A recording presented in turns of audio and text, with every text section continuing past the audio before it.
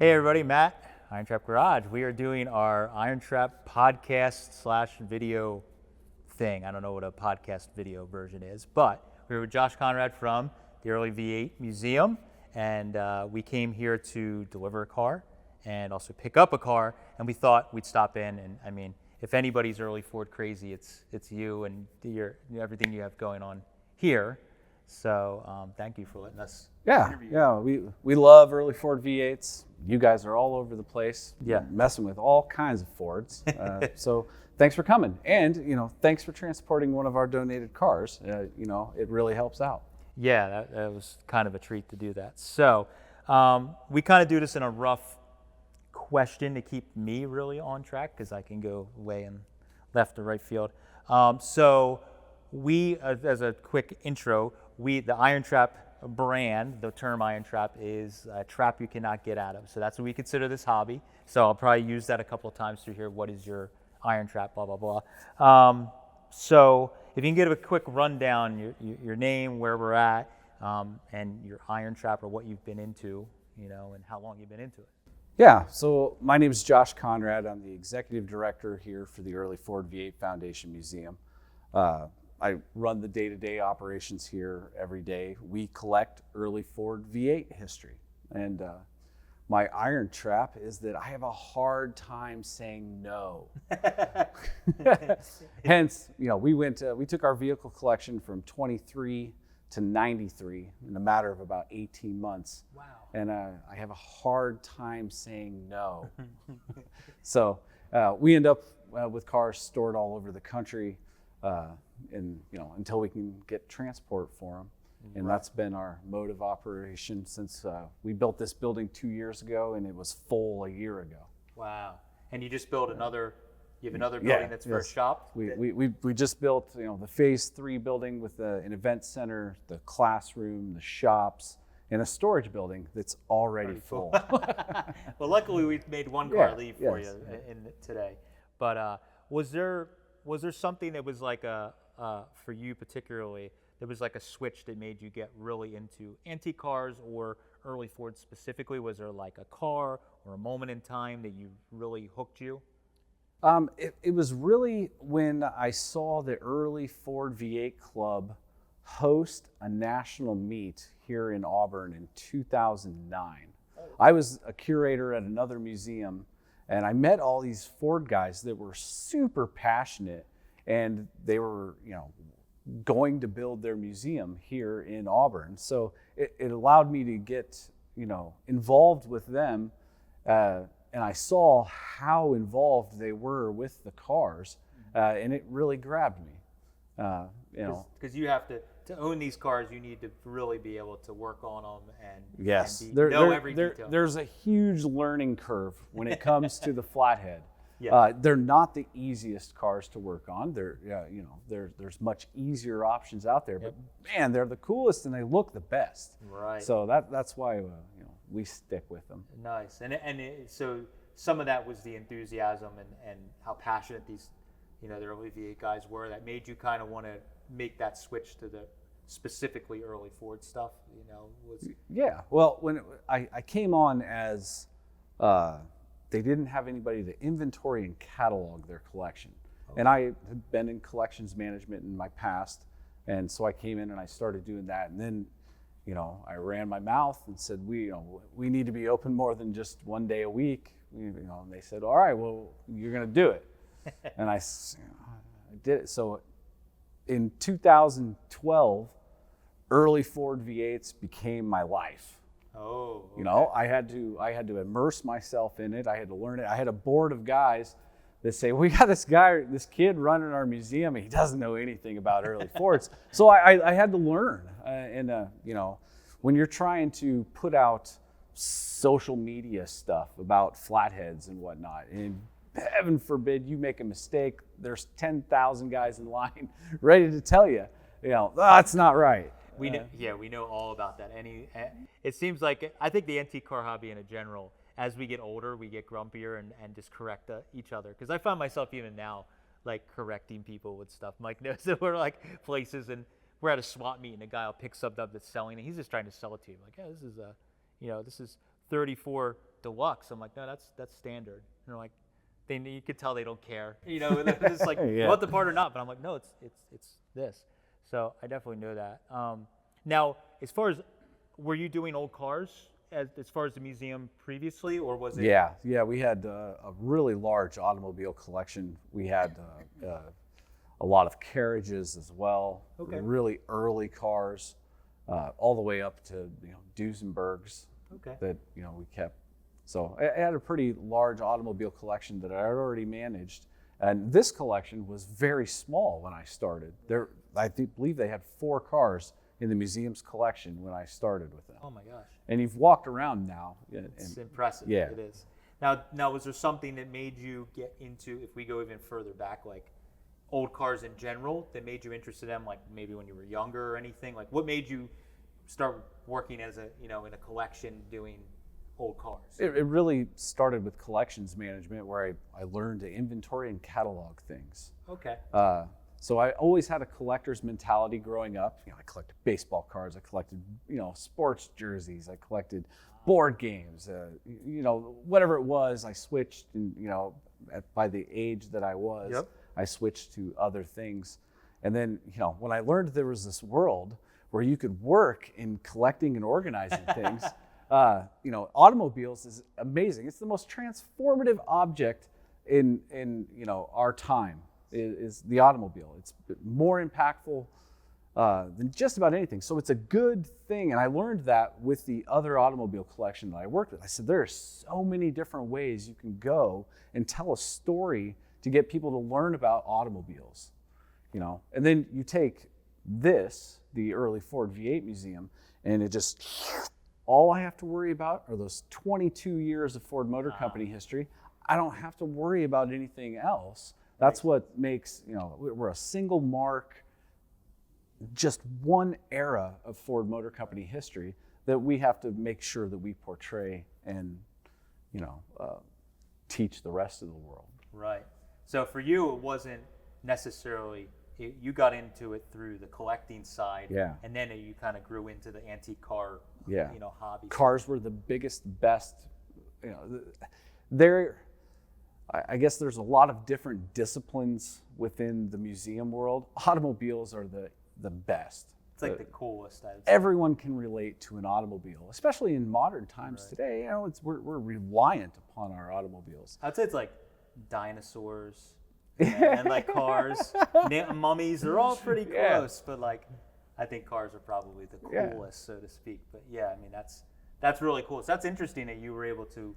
Some people say, you started with the car thing and you wanted to get into museums and car, but you came from the collecting into the museum world and then evolved into specifically cars. Yeah, I wanted to be Indiana Jones, but there's Me not too many universities that want to hire a 23-year-old fresh out of college to go dig up stuff in the Egyptian desert. Yeah. So I took internships and stuff with museums. That's very cool. Well, you've done obviously. You sort of put your money where your mouth was, and you did some pretty great stuff here. So that's really cool. So I should say, do you yourself?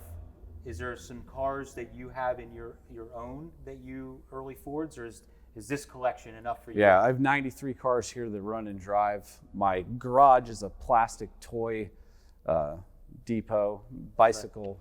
Kids. Repair part. Yeah, there's. I couldn't imagine. I mean, you already have so many cars to take care of here. Any of the coolest stuff here. So what could you top that's your own anyway? So I kind of knew the answer to that already. I can take just about any of these home because they need the exercise. Right. We keep them running and driving, and so I will drive a car that needs to be driven 50 miles home and back. Right. That's awesome. It's pretty simple. Auburn, Indiana affords us automotive heaven. So every week there's 2 or 3 different automobile functions that we can take our collection out to as well. So that's super cool. Yeah, so you got a lot of cars that are at your disposal, if you will. So we're obviously sitting in my next question is about kind of like key items or your favorite or best things, and they don't have to be necessarily monetary value, but so we're sitting in essentially a 1936 Ford dealership here. Yes, Floyd Motors is a 1936 Ford dealership complete with every make and model of 36 Ford for American production. Even down to the salesman. Yes, we have an original, 30s desk that was sourced from the Upper Peninsula of Michigan. Nice. Our exhibit design firm found it, went all the way up there, got it, said it's perfect, and brought it back. And I even noticed like the rugs. There's some of the photos that are like hanging up and stuff, and you see these same type of like Persian rugs or whatever you would say that are here. So I think that's a nice touch that they even have the rugs down on it. So what would be, that's kind of what I'm alluding to, what would be, your key item in the collection here at the museum, you would say, or what's the best thing and what's your favorite thing? My favorite car in the museum is our 36 Roadster. It's amazing. It's so much fun to drive. It's, it has every accessory available in 36 on it. And it, every time I take it out, we run out of gas. That's how you know it's my favorite. Yeah, every time we take it out, I run it out of gas. I don't bring it back until they got to come get me. Our crown jewel is obviously this 1936 collection, but we have some amazing other vehicles in our collection that have been restored and donated by our members. Also, we're blessed by the 37 Lincoln that we're able to have on loan from the Auburn Court Duesenberg Museum. I mean, their museum is so awesome that this Lincoln kind of sits upstairs out of the way, and they're fixing their historic roof. Just take this thing. Yeah, and we're like, really? Yeah. So I love the 37 Lincoln Zephyr Coupe that's on loan from the ACD Museum. The 36 Roadster is my favorite car within our collection. And then, the neatest thing is being able to walk through this room and seeing just in 1 year all of the different body styles that were available. It's still in the grips of the Great Depression.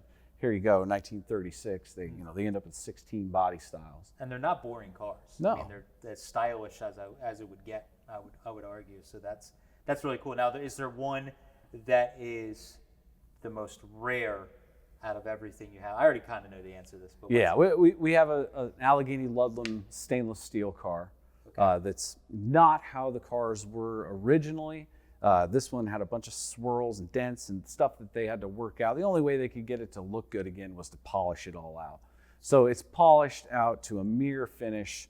It's a stunning car to see. You take it out in the sunshine and you can't stop because the people just go, oh, I bet. And then you can't move for 30 minutes until everybody gets out of the way. So what's the background? So for anybody that's watching that doesn't know about this car, can you give a little background on what that car is?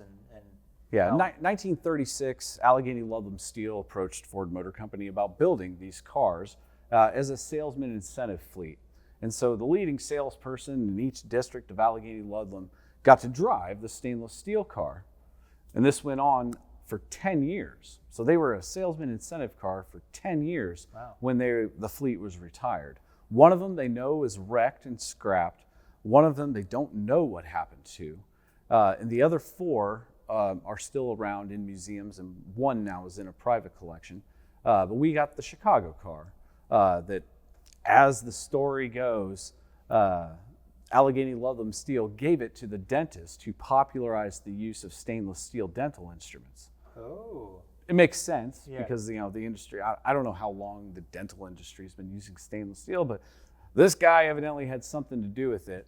And so they gave him that 36 car. Right. And it was taken to Dearborn, sold to the first guy that could pull money out of his pocket and pay for it. And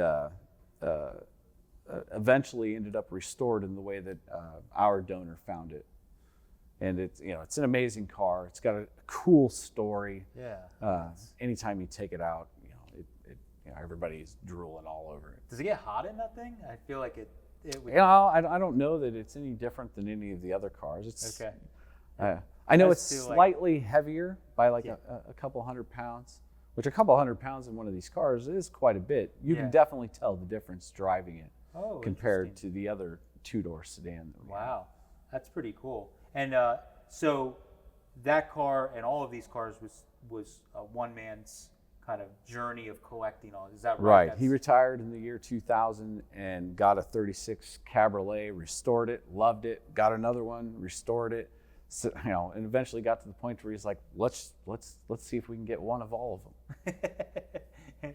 And he did. How long did it take him to do 2016, I believe, he got the last car. Jeez. And then he donated them all to us in 2018. And there was a massive process along the way, restoring some of the body styles. The condition they found, the one that was available to be purchased, was not ideal. I know the Briggs body two-purpose sedan was Swiss cheese. Really? And they had to swap the frame and stuff like that. But there's only 2 of them known. Really? The National Cash Register one, and then that one. Wow. So would that be like number 2? Yeah. Rarest in the and collection? then the German Glasser body Cabriolet, which is really rare. There's I don't believe any of them that have the American front clip like the one that we have still in existence. There's some of the European front clips. Yeah. And one of our friends actually owns one of those in New York. No kidding. Wow. Yeah. That's amazing. They're like a factory custom almost. It's just it's really crazy how much it transforms a car when you look at the body line being different and everything on that. Now, was that one? I mean, do you know how he found? I know that they had to do some quite a bit of restoration to the Glasser. I mean, finding that car, the stainless car, like how do you find? Like, do you know anything about when he was hunting these down? Like, how do you come across the one of only known one in the world? Like, do you know how he found it? Was some of it swap meets and Yeah, it was between 2000 and 2016. I know a lot of them were sourced at auctions. Oh, okay. Eventually, that's one way of finding cars. Sure. The auction catalogs come out. The Club Cabriolet that Joe acquired. He didn't know how many times he bid against himself, but he sure wanted to make sure he won that car, just because there's so few of them. Wow. That's incredible. I believe the other ones were found privately. Now, were you telling me when the first time we were here, was it the stainless car? Was that something that he saw at like a show or a swap meet? Yeah, that car was widely publicized that car was purchased and restored and up for sale, and then they worked it out from there. Right. Okay. But it was a big restorer out of Arizona. His name was Lon Kruger. Okay. He did the restoration on that, and Leo Gephardt is known, for buying Duesenbergs. Right. He's the one who purchased the car at Dearborn off the guy's trailer. And then he partnered with Lon Kruger, and he did the restoration that you see. Okay. And then, so it was kind of found at a swap meet. Yeah, it was on the back of a trailer, beat. That's it was crazy. beat. Yeah. I'd love to know where was that thing found? Well, it's the son of the dentist, I believe. No kidding. Yeah. Wow. He eventually brought it to where he knew there would be a bunch of early Ford V8 guys because it was one of their national meets. Right. Or the 100-year Ford celebrate. It might have been 2003 that he got that car. That's so crazy. Like, you're just like, I guess we'll get rid of this thing. This might be a good space to take it to. That's crazy. So the car was was it around here, like in the Midwest that it was stored originally? You said it was Chicago at the dentist? Yeah, so it went to Texas. Okay. Arizona. Okay. Arizona to Lon Kruger in his shop, and they restored it. Wow. They did quite a few articles. Okay. It's a stunning car. By the time they were done with it, it was outstanding. Of course, it wasn't original then, but it was buffed up and shined really well. Yeah, it looks great sitting in the front there. That's amazing. So would there be an item, this is probably a little different than we interview an individual that has their personal collection, but is there the one that got away, or I should say for you guys, is there something that you've been trying to get that's, as far as rounding out either the 36 collection or in the museum as general, as far as a model or a piece of, history or anything like that?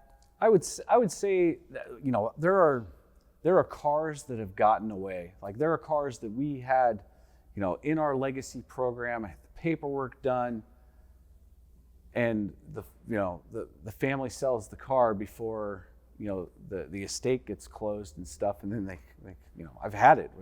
There was a 40 Mercury convertible sedan. That's a rare car. Yes. And it was done right. It was judged. It had the pedigree. The kids sold it before, they knew that it was, supposed to be donated to us. Wow. It was a gorgeous car. Yeah, it was bought, just chopped up real quick, and it tugs at my heart because I know the lengths that he went to get the top irons right on that convertible. Wow. Years, and that happened. So there's it's got Ghost Flames painted on it now. Oh no! It's got a nice big block in it. Oh. See, I like hot rods, but that's a little bit on a car that's that rare. You know what I mean? Like that's a little tough. We also had a 1939 Mercury donated to the museum by one of the founders of our museum. He had a couple of stints as president. He donated the car, and I was like, "Yay!" And he's like, "Nah, I want you to raffle it, make more money." And I was like, "No, I wanted to keep the car. This was a car. It was donated, by one of our past presidents, a very influential guy amongst our organization, and we had to raffle it. So, bummer. Yeah, that's definitely one that got away, where it's like it's right there, and but you have to do what you have to do. Now, can you speak on the what is and you've said this a bunch of times since we've been here, this 2 times. The legacy program. What exactly? What is that for the Early V8 Museum? Right. So every museum has their membership, their core donors. Everything here is donated by our members, from the buildings to the rugs to the cars, and our members want to make sure that they have all of their estate planning in place. So we started in 2013. The process for donating a car starts when you decide, I would like the museum to have my car. Understood. Okay. You can say that out loud. It doesn't mean anything unless you actually start the process. So now we can do the paperwork, in less than 3 minutes, and ensure that your car will come, live here, and be driven for years to come. Right. And teach people about early Fords. Yeah. Yes, absolutely. That's I'm going to put kids in your car. That's the best thing I can tell someone. We've got a lot of youth driving programs, youth mechanics programs. Oh, cool. They're all in their infancy stage because we built a building to do it, and we've had occupancy of it for about 7 weeks now. Wow. We're modeling after a program that's already in place, flourishing. We gave them cars, they had the kids. It's worked out to be a beautiful marriage. You had the Great Race. Did I see there were the Great Race cars that the kids were doing? What was the car that they were using for the Great Race? Right. So this year we had kids from St. Louis, Missouri, driving a 1950 deluxe 4-door sedan. All the way across the country. We had kids from here in Auburn. We had 2 youth program cars that came out of Auburn in a 41 Super Deluxe 4-door sedan and a 48 2-door coupe. Nice. And the kids driving the 48 2-door coupe won their division. Whoa. Yeah, so it was good. We got a trophy. And how many kids can say they drove, they did the Great Race? They drove that distance in an old car. It's an absolute bucket list thing for any kid that has any kind of automotive aspirations. We're lucky that we've got organizations here running programs that really get kids enthused about cars. And a once in a lifetime experience those kids have done. And we're going to do it with another group of kids next year. Wow. And ensuring our success, we're going to do it with another group of kids the year after that. So it's going to continue to go, and we're going to give these kids these amazing automotive experiences that aren't available anywhere else. Yeah. So that's kind of trying to fight the talk that all the older guys in the hobby are always. You hear it at every swap meet and show. Oh, no young guys are into this stuff. No kids. Blah blah blah. So you guys are. You're What's the best way to get them involved in our hobby? Let them drive the cars. Oh yeah. That's.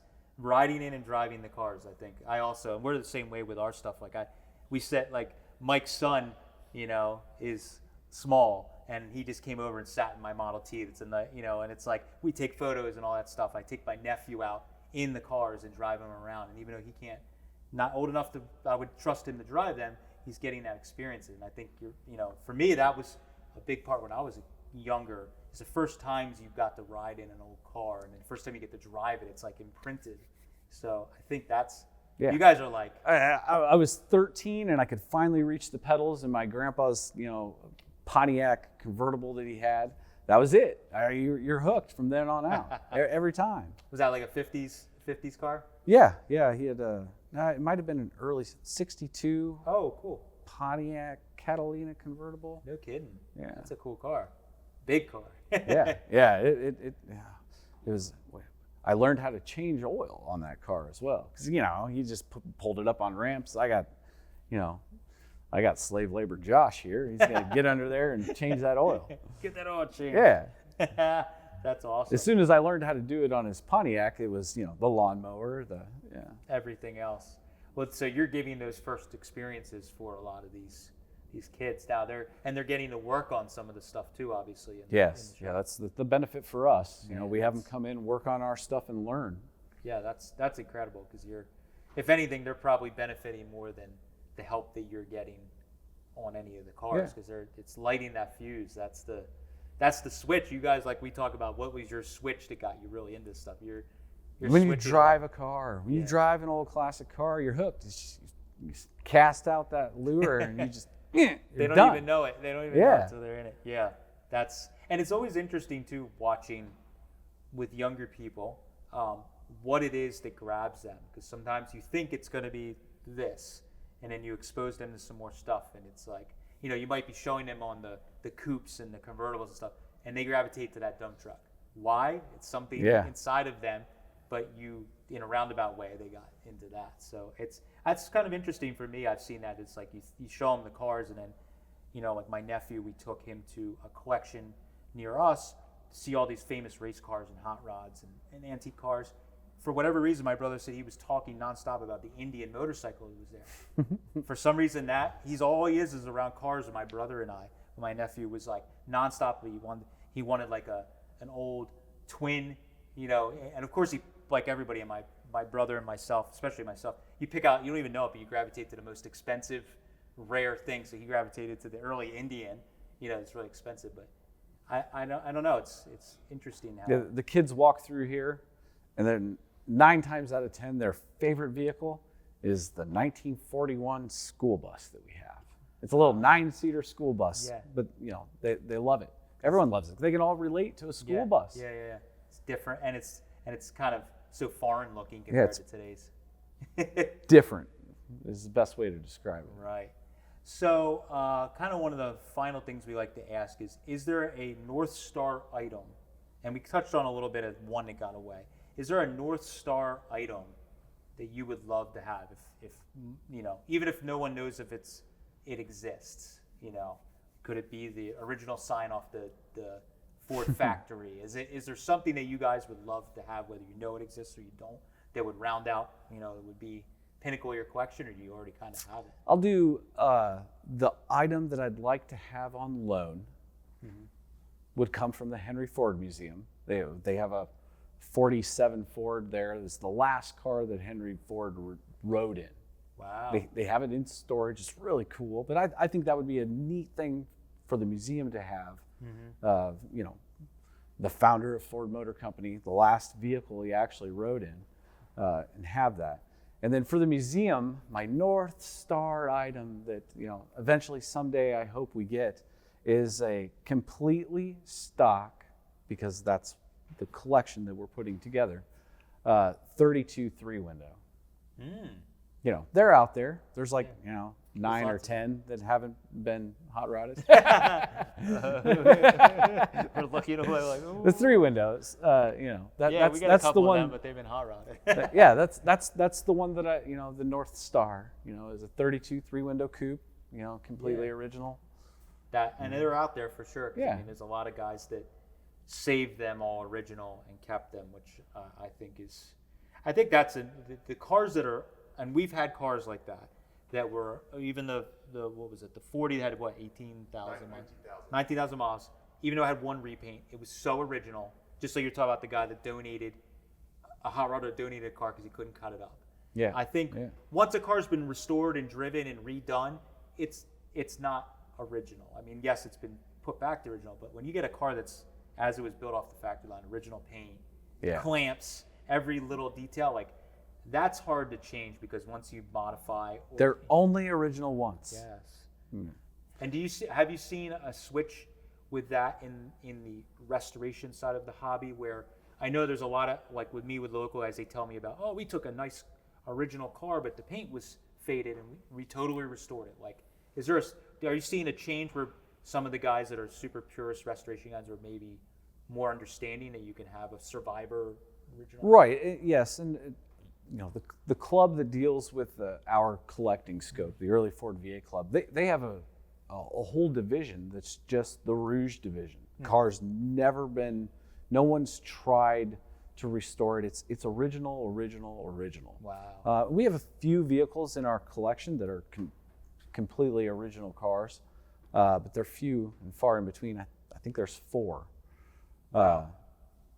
In Rouge condition. Now we have some that are coming. In our legacy program, we'll have a few more Rouge cars that are, they haven't been restored.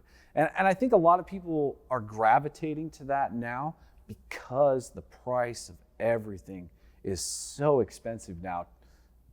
Concours restorations are about to be a thing of the past because you're going to spend $190,000 what you could have done for $20,000 15 years ago. Right. It's becoming very specialized, very expensive, and it's much easier just to say, oh, we're going to keep this car as original as possible.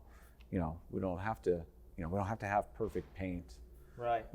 There's always going to be touring guys that are just building cars to drive them. Yes.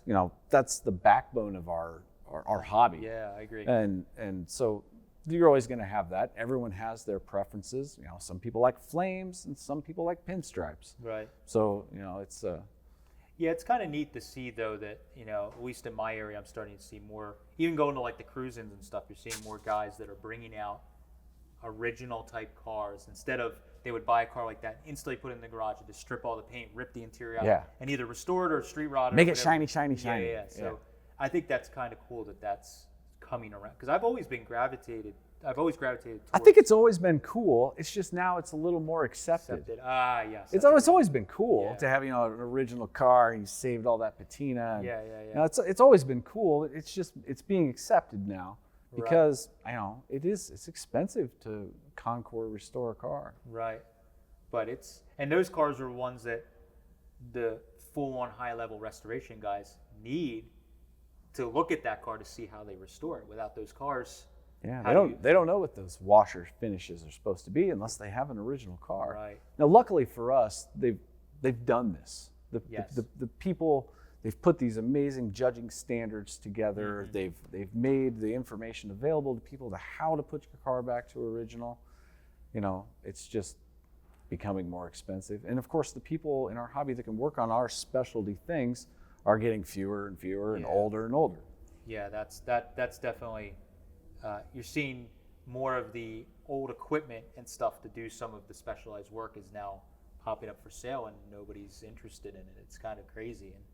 And, all those, to get someone to do Babbitt, to redo the Babbitt engine is like, it's hard to find. Or what is there, 3 guys in the country, 5 guys in the country, where they probably every major city had a guy before. So, yeah, I think that's probably the hardest part of the hobby, I would say. Yeah, we're trying to convert tractor guys into doing our Babbitt engines. Yeah, because they're still doing that stuff. Yeah. Yeah, the same thing even with like the big truck. You see us finding, like, you go in the big diesel truck guys to get the flatheads pinned and cracks fixed because they know how to do it. They've been doing it, keeping their diesels alive. Yeah. Right. So that's pretty cool. But yeah, a 32 3-window, I'm surprised that's not as crazy as I would have thought, but that's... You notice there isn't one in there. Yeah, I know. I know. You have just about most of the major body styles for 32. Yeah. That's. Do you have anything cool that's coming in that you have? Like, I know there's one I saw over there I could think of, but do you have anything that's you're excited about that's coming into the museum in the future that people might want to come see in the, Yeah. There's cars. We've got a nice steady stream of new automobiles that are coming in. We've got some really cool projects that are in the works, and there's an original Rouge tour bus. Whoa, cool. Yeah, it's just sitting in a desert right now, and we're working on getting that, and then seeing what we can do, because that's going to be a massive project. Right. And some things like that we'll have that were, significant vehicles that are tied to a historical place, like the Rouge bus. The tour bus is one of those holy grail things. Yeah. It was flathead powered. It fits our scope. Oh my God. Yeah. Things along that nature. We've got some of those in the works. Cool. Nothing's solid, so Yeah, don't quote me. We might not ever get an original Rouge tour bus. You got to put it out in the world. But I know where one is. You got to put it out in the world. And yes. we also have a member who has a really cool. It was a Warner Brothers mobile film. They took it out to mobily film on location. Yeah. It's got this really cool porthole in it with like famous people sticking their head out, Clark Gable, other things like that. God. So that's a really coul thing. That's also telling another, piece of history. Cars with stories are so much better than I kept this car for 30 years and restored it to original. That's great. Now I have a really cool, originally restored car, but a car with a past and a history, like the Rouge tour bus, the Warner Brothers mobile truck. What is it? What year? Do you know? I think it's a 36. Oh, cool. Yeah. Well, that's. Hey. Yeah. That's just off of my. I only know enough to be dangerous off the top of my head, but I believe it was 36. Yeah. What was the one, and we can edit it out if this isn't allowed to talk about the Carpenter delivery that was it the Dennis Carpenter's? Yeah. Delivery? Oh yeah. So you have that. Is that what was special about? I mean, I just thought it was cool because of the age of the paint and the look of it. But that you said you didn't have one of them. Right. So in our 1936 dealership, we have a panel delivery. Mm-hmm.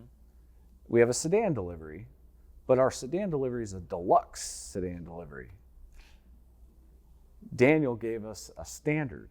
Wow. So it's really cool. It runs, it drives, it hasn't, it was a tool. They took that truck to Hershey year after year. Bob Jones, who ran with Dennis Carpenter, did all of his parts and stuff. He constantly filled it up with parts, took it to swap meets. Both those guys are icons in our hobby.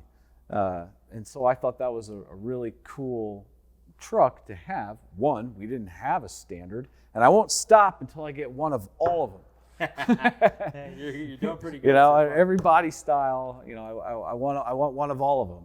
Wow. So that was a good get because one, it runs, it drives, it's known, and we can take it out, not be afraid. You saw, it's super patinaed. Oh, God. In the 70s they put some parking lights on it in New York, but other than that, it hasn't been touched at all. I was drooling over that one. I was hoping that one you were going to be like, that one we got, and we're going to sell that. No, we'll probably never ever sell that.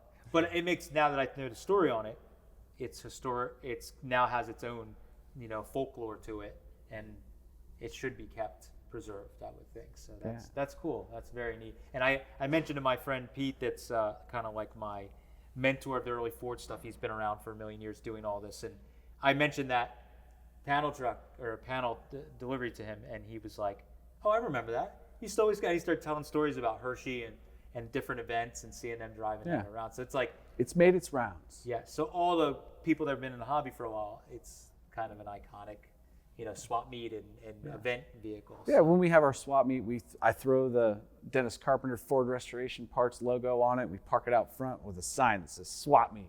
That Killer. Just right there in front of the museum on the little island. That's awesome.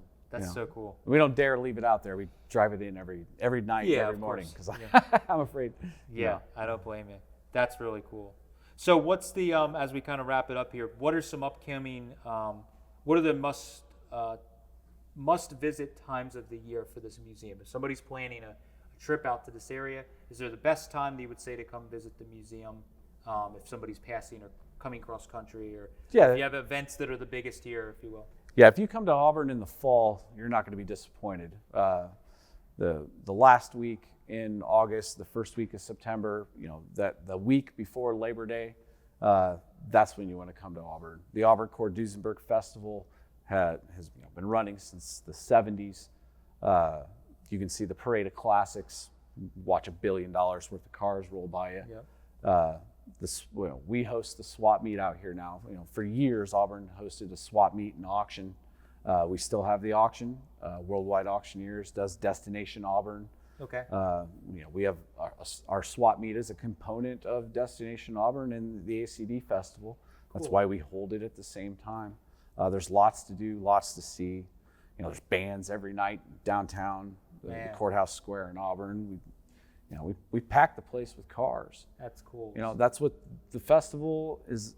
We bring cars to Auburn, and they're being celebrated that week. So, if you've never been, I would highly recommend Auburn in the fall. That sounds like a sales pitch to me. I would say that's cool, because I know every museum you go to, there's a certain event or whatever, and you just sold probably anybody that wasn't aware. Yeah. Well, not only you get the parade with the Auburn Duesenberg Club of America. At Saturday night they bring in all the supercars. So there's, oh wow, brand new Corvettes, McLarens, just crazy, and they're all around the Courthouse Square. So kids really gravitate towards supercars. And adults are like, yeah, that ain't too shabby. Maybe if I get my next 100 paychecks. Yeah, maybe. Yep. That's cool. Well, that's definitely probably, I would say, the best bet for somebody that's looking for best bang for their buck. But so the museum is open. What's your hours, or if people want to come visit? Yeah, the museum is open every day. Cool. 9 to 5, anytime by appointment. So I like to tell people we're open every single day. Christmas Eve, and Thanksgiving we're closed. Those 3 days we're not open. Every other day we're open 9 to 5, and anytime by appointment. Because we've had people coming through. We're going to come in. We're not going to get there until 7. I live very close by. Our bookkeeper lives very close. That's everyone lives within a couple of miles. So we can come in and let people. It takes 3 minutes to turn the museum on. Let people come in and experience it. But don't try and do that like every don't think that's like in the morning. Yeah. Now all of a sudden you're going to get all these people calling wanting private tours that are like. I had a group from New Zealand that they weren't going to get into Auburn until 9, and they had to hit the road at 8 a.m. We don't open until 9, so we let them come in. Wow. They were here till 11 o'clock at night. But that's I think that's they amazing. made an amazing donation. Really? So it all works out. Yeah, that's cool. That's so cool. Well, awesome. Well, thank you, Josh. I really appreciate you letting me do a little sit down with you, and anybody that's interested, we'll drop the website link down below if you're watching this in the video, or in the podcast details. We're going to drop that down for the website that you can learn about visiting the museum, and again, hours and all that stuff, and you can come through and check it out. I highly suggest it. It may not be the biggest museum, but if you're an early Ford V8 nerd, this is definitely the spot. So thank you, Josh. Appreciate it. Yep. Thanks, All right. Thanks, guys. Later.